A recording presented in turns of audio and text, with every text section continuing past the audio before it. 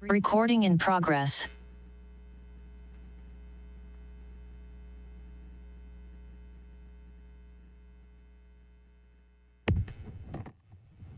Sure, Carol, we're good. Okay, now we are back again. So to make sure did we get all the public comment? Yes. We did get all the public comment. Okay, bringing it back to the board. Any questions from board members? Supervisor Zanger.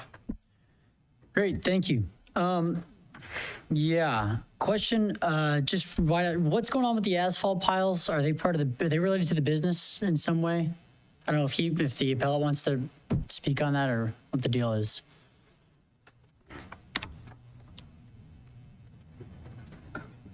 Hi.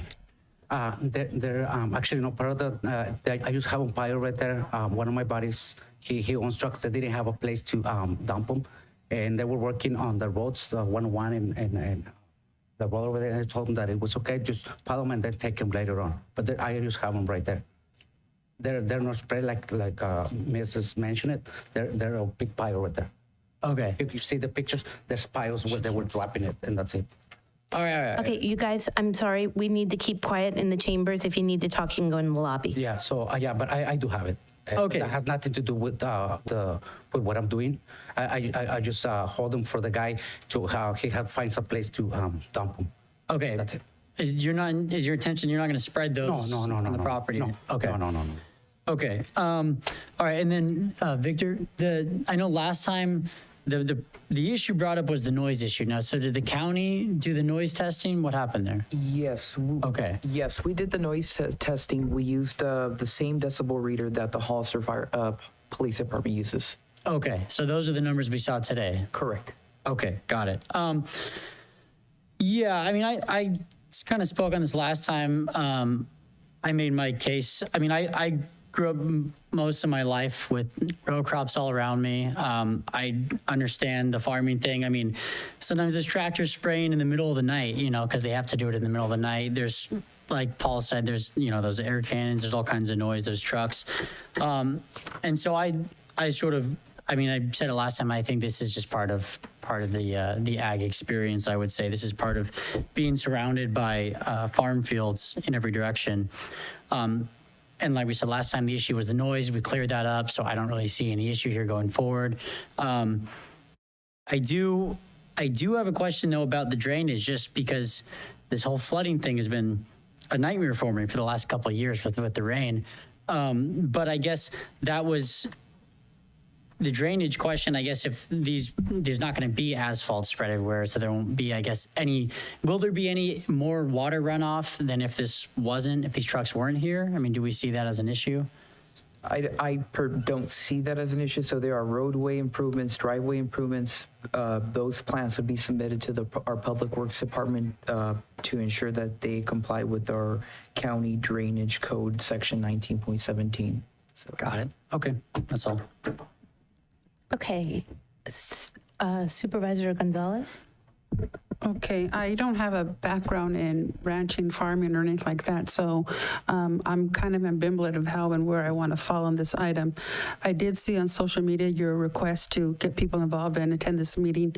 We as supervisors did receive your email that I think is consistent with the packet that you gave us, so I thank you for that information. But yet at the same time, I heard what Mr. Rovella had said about it with the uses being within the conditional use permit, the activities were all in there. So I'm not quite sure where I'm going to fall in this. I'm going to defer to your all deliberations to where I vote. But a question for you regarding code enforcement and any kind of violations that have been happening out there. I did hear Mr. Vela mention that Mr. Barrera, you did not realize you needed a conditional use permit, but you have subsequently received that. Is that correct? That's okay. So that's what we're looking at right now. Okay. So in terms of any kind of past fines and fees that you owe the county, have those been paid? No, the economy is kind of tough, but within a month, less than a month, I'll pay it off totally. Okay. Totally. Yeah. Do we have a dollar figure what that actually was? We were looking at the ballpark around $18,000 and some change. And those fees in total. Correct. Okay. Now, the concerns that were raised by the neighbors or residents sleeping on the property and having the truck drivers using the property as, for lack of a better word, their residence. So in terms of eating facilities, I mean, is there something on site for them to use, whether to prepare meals or at least to use the facilities, the bathroom or anything like that? Is that something that's in place for them? Yes, we have a bathroom, and to be honest, the trucks sometimes they actually they sleep there, but because they're waiting for the next sleeper day load, units, yes. for the next day load. So of course they sleep there, but on another hand, there's a truck that goes to the property. Okay. And they get their food served if they want to. If not, they can go anywhere. I have a car for them that they can use to go and do their errands, like, get food or get whatever they need. I provide them a car so they can move to the town if they need to go and, get food or whatever, if they don't want to get it from the taco truck. Sorry. Okay. And then this is not anything official or legal, but in terms of being a good neighbor, have you talked with and worked with your neighbors to see if you can find a balance as to you being able to conduct business where they're being able to live peacefully in their home and not be bothered by the fumes, the truck noise, vibration? I mean, I live right off the street on 4th Street, and I can feel when the big 18-wheelers go by. I mean, it's almost like a little mini earthquake each time. So I can only imagine that if they're home asleep in bed and they're feeling that in their backyard or their front yard for whatever. So have you made any kind of amends to do To be honest, neighborly? I haven't talked to any of my neighbors. I'm a person that, I just do my stuff, and I apologize, neighbors. It's not hard. I mean, it's not meant for you to get, hurt or anything. But if there's anything that they think that it could help me for them to be better, I'm willing to work and do the best I can so they can be happy as well. And, we can work together to have a, better community right there too as well. Okay. So if there's anything that they think that it can help me improve their needs, I'm willing to do what I can, and the most I can do to actually be all working together in my benefit, and theirs too, of course. Well, I sympathize with both parties, and I know someone's going to walk away being a winner and someone's going to walk away being a loser. And I just, I can't foretell how this vote is going to come out. But I'll go ahead and stop talking and listen to my fellow supervisors and hear their deliberations and comments and concerns. Supervisor Kosmicki? Sure thing. Thank you. Yeah, just to reiterate, this is in my district, San Juan Valley. I don't live too far away, maybe a half mile or so. So I do, question-wise, I also had the question on the asphalt grindings, the concerns that were brought up about. So are there any legal issues from a code perspective on asphalt grindings being stored? And my general ignorant assumption is that when you have trucking, that truckers sleep in their quarters there. But are there any issues that we would have to address from a planning perspective as far as legally? Code-wise, are the asphalt grindings appropriate from a code perspective? Those sorts of things.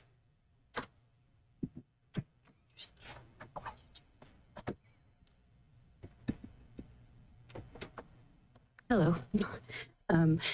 Temporarily, I don't think we would see an issue with it if it was just a temporary storage. And temporary, I would quantify it at about 30 days and just say 30 days, okay, you're helping somebody out, it's not being spread, and then it has to be removed. But if it starts getting spread, then yeah, we would have an issue. And we would have to address that. And the truck, people sleeping in the trucks.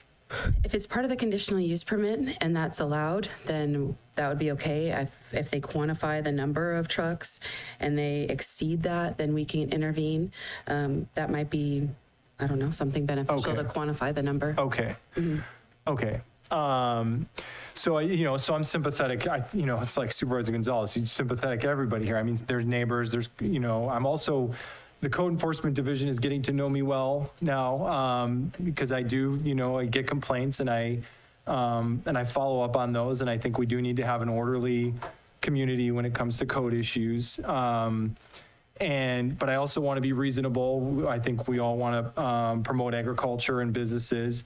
But I'm also, I want to be consistent as a community in how we address situations like these and conditional use permits. And as for the concerns about the truck traffic and the noise, as I said last time, the broader context is, this is the San Juan Valley.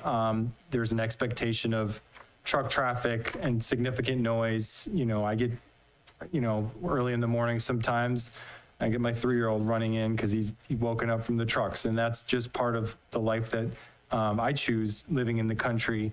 And as far as the trucks themselves, I mean, maybe that's a further discussion, but I pointed out last time, we have all these larger agriculture, not just the larger agricultural operations that I drive behind and in front of on a regular basis on these back roads, but we also have all these farm operations. I live on Cagney Road, and I've come to understand fully that certain times of the year, especially, as a matter of fact, right now, literally, there are trucks on my road waiting to distribute tomatoes and maybe some peppers down the road as well. So I'm not as, I understand people might be frustrated with truck traffic, but as far as it being in the San Juan Valley, I just don't see, again, I want to be consistent here because it's just a normal part of the farming environment is having trucks around, having tractors making noise and other things like that as well. I want to be consistent, and I want to just point out, just reiterate, it's not exactly the same with the cabinetry operation, but the timeliness of it is interesting, I guess you could say, in that, the Planning Commission approved the conditional use permit for the cabinetry business that was out of compliance and rejected it for Mr. Barreras. And then I would also just point out, and I spoke with Cindy yesterday, and I told her I was going to point this out, that we have a commercial construction business right down the road on Lucy Brown Lane that's been there for 2 decades or so. It's not only requires a conditional use permit, but it actually requires, in my view, a general plan amendment because it's a commercial operation in an agricultural zone. And I guess we're going to get to that later because my understanding is that that particular property owner may have submitted an application for a conditional use permit. So these are issues where I have trouble just wanting to be consistent. I think to appease the neighbors at the very least, I think, I think we should monitor the situation. I don't know if there's a given period of time that might be a standard compliance period, just to make sure that we're working with the property owner, working with the neighbors to make sure that that we're following the rules within the conditional use permit. And being reasonable, not necessarily getting in the way of Mr. Barreras running his business, but just making sure that we're in compliance, considering the past 2 years we've been out of compliance, making sure the fines are paid for obviously the roadway improvements. I would like to see those done in a year to make sure that we know that we're serious about getting those roadway improvements done. And then beyond that, that's I spoke last time, and again, my biggest issue here is that 2 issues. We're in a farming area. There has to be an understanding of some level of noise. I understand the complaints, so we do need to monitor and make sure that we're compliant.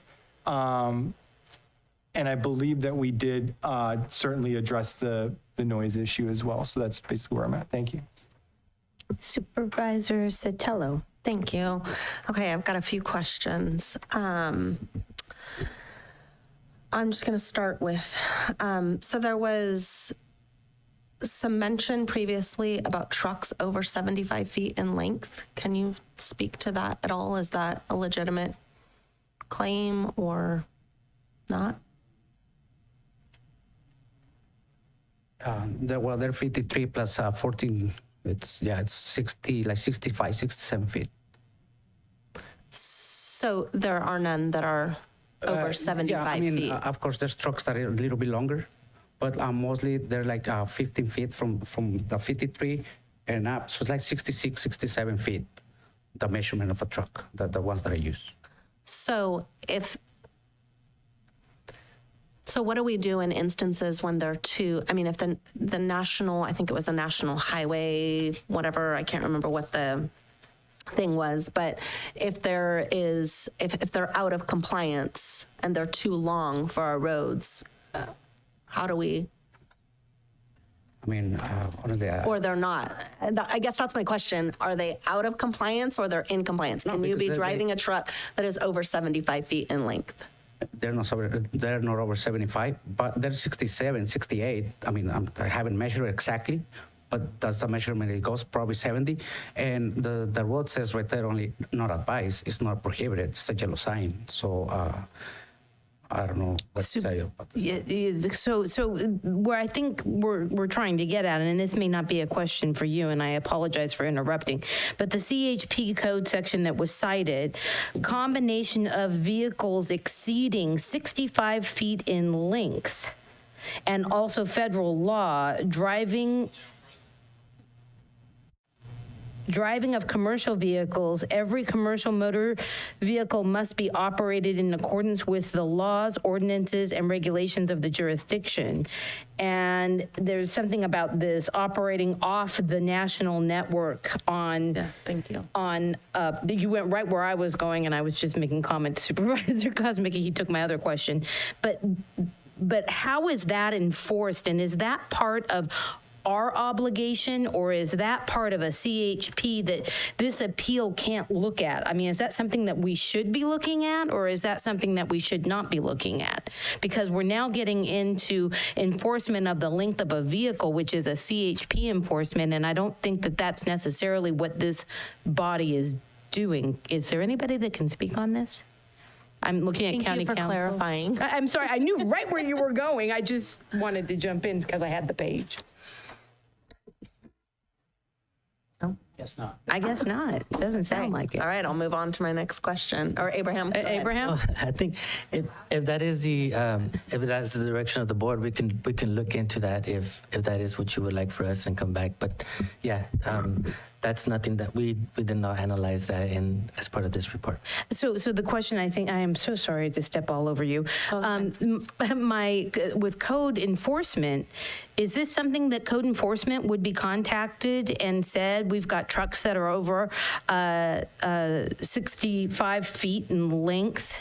We would have to look at the jurisdiction if it's CHP. It sounds like CHP because it's CHP code. Yeah. In that case, it would be likely it would be the CHP who would respond, and yeah. Okay. And I'm going to let confirm. you finish, and then I'll keep adding my question. Sorry. Thank you.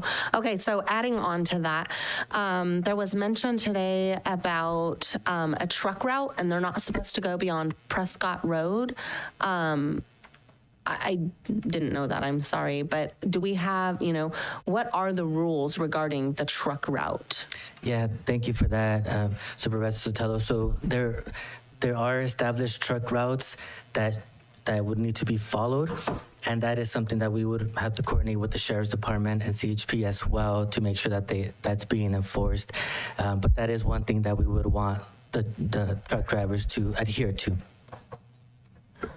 So if this property is outside of the truck route, does it make for kind of exceptions that like, okay, well, this isn't a traveled truck route, but this is getting back to kind of base, so this is allowed? Correct. It would have to be that when they would exit, essentially get into the approved truck route to go to their destinations.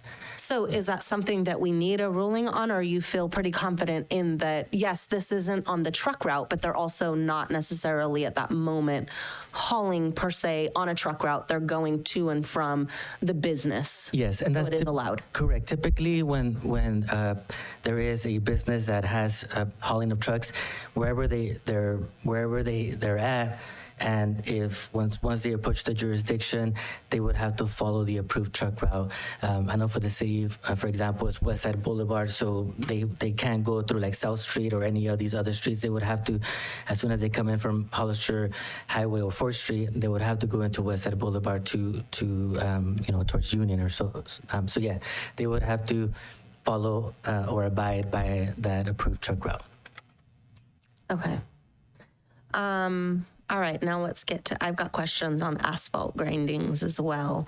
So when will the piles be removed? I can ask my friend, but within a week, they will be gone. How long have they been there? Month and a half, I think, a month. Okay, so they already are kind of Yeah. exceeding Yeah, the temporary. Yeah. Okay, Yeah, but I can remove them within a week. I can just have my friend take them out. I don't want problems, so. okay. might as well just Thank take 'em you. out real quick. What are the precautions that you take, like when you're servicing one of your trucks, the diesel, and you have any type of, I don't know, spillage or anything like that? Are there any kind of precautions that you're? To be honest, I mean, we don't service like oil. We just add, like, I cannot promise you that one fuel line, it's not gonna rip and Right. make a mess of it. I cannot promise you that, but we don't do that kind of stuff. Just like add oil, like stuff like that, small little things, but we don't necessarily change like filters and stuff like that. Okay. Yeah. Oh, I'm looking right here and it says the site will be mainly used for parking, light maintenance of trucks, such as regular inspections, fluid changes, oil, coolant, brake fluid, tire rotations and replacements, brake servicing, battery checks, and the replacement of worn out parts, belts, hoses, filters, etc. So I guess my question would just be, it sounds like what you just said right now, you're not going to be doing that type of operation there. Like big oil, like big oceans, I only always do it on Gutierrez, which is in Los Rios, or any truck stop. They offer those services. They do my oil change and stuff like big stuff. I have two mechanics, one in Yuma and one in Gonzales, that do the major maintenance, like engines or stuff like that. Okay.